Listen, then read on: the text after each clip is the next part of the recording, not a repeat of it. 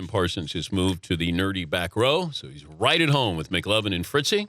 And are we going to do an Against the Grain, McLovin, and you're going to bring Jim in to help you? No, Jim and I co-wrote an Against the Grain mock draft. I do not think you co-wrote this. We co-wrote it. I will not put blame on Jim like that. I don't even understand part of this. Okay.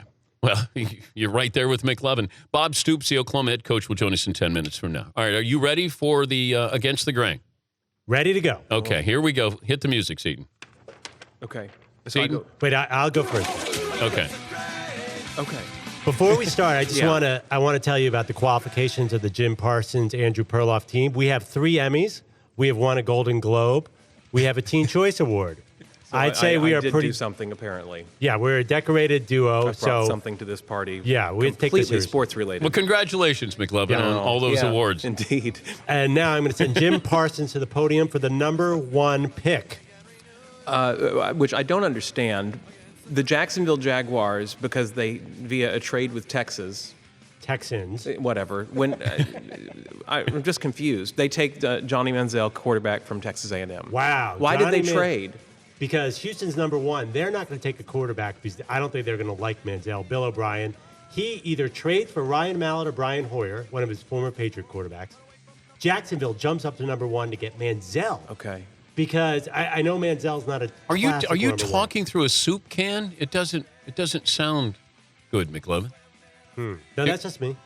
Okay, all right. Continue. Okay, number 2, Minnesota Vikings trade up to number 2 to take Teddy Bridgewater, quarterback Louisville. Minnesota has to jump Cleveland to get a quarterback. Because in my mind and Jim's mind, there are only 2 elite guys at quarterback. I think Bortles falls. Absolutely. I think Carr falls. Hard. Now with the number 3 pick. Number 3, the Houston Texans, because of that strange trade with the Jags, they take Anthony Barr, the offensive linebacker from UCLA. Wow. Jim Parsons thinks Anthony Barr goes ahead of Clowney? Well, that's overstating it a bit, but okay. I get it, though. A need for the Texans. Outside linebacker in the 3-4.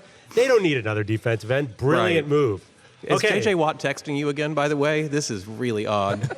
Number 4, Cleveland Browns. Mm-hmm. They're excited because Clowney falls He to was them. available. Look at that. Yeah. All right, number 5, Jim.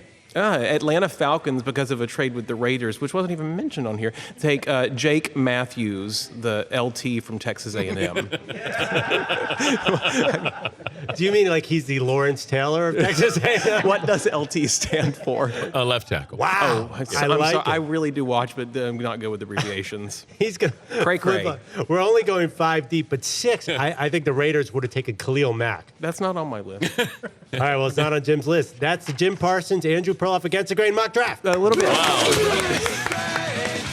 Wow. The Dan Patrick Show, weekday mornings on Audience.